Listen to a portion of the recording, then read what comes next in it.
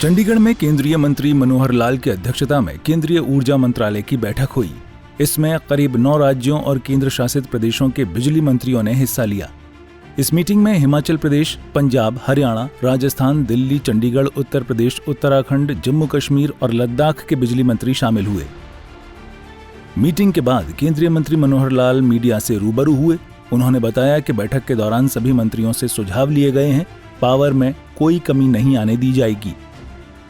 सबसे पहले तो एक टारगेट हमने सबको ये बताया है कि देश के प्रधानमंत्री जी ने जैसा एक कहा है कि देश को 2047 तक हमको विकसित भारत बनाना है, तो विकसित भारत बनाने के लिए हमारा जो पावर डिपार्टमेंट का नारा है कि power for all at all times, ये हमने सिद्ध करके दिखाना है कि कभी पावर की कमी नहीं आने देंगे।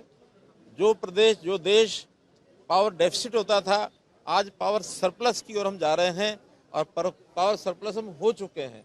उस हिसाब से हर प्रदेश की क्या क्या स्थितियां हैं, क्या क्या समस्याएं हैं, क्या क्या उनके सुझाव हैं, जनरेशन किस प्रकार से बढ़ाई जा सकती है, ट्रांसमिशन में क्या क्या काम और किया जा सकता है, डिस्कॉम में क्या क्या कठिनाइयां हैं, कुछ नए आयाम भी, उसकी खुल करके चर्चा होती है। लगभग 6 घंटे की इस मीटिंग में हर विषय की बारीकी से चर्चा हुई और मुख्य रूप से जिसके अंदर ये तय किया गया कि हम आने वाले 2025 अगस्त तक पहला विषय तय किया है कि जो प्रीपेड स्मार्ट मीटर्स हैं, सभी government offices, government employees, government colonies, इन सब में 31 अगस्त तक प्रीपेड मीटर लगा दिए जाएंगे, ताकि पहले पेमेंट करो, जैसा हम टेलीफोन के विषय में करते हैं, बाद में आपको सेवा मिलेगी।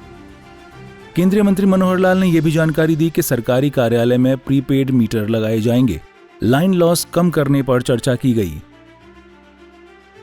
जहां तक इंफ्रास्ट्रक्चर की कुल मिलाकर इन्वेस्टमेंट का विषय है, इन्वेस्टमेंट सारे देश भर में 2032 तक ऐसा अनुमान है कि 45 लाख करोड़ रुपए की इन्वेस्टमेंट होने वाली है।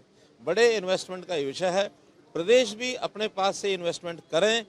केंद्र ने 1.5 लाख करोड़ रुपया और एक 50 साल के लिए फ्री ऑफ इंटरेस्ट कॉस्ट ये जारी किया है।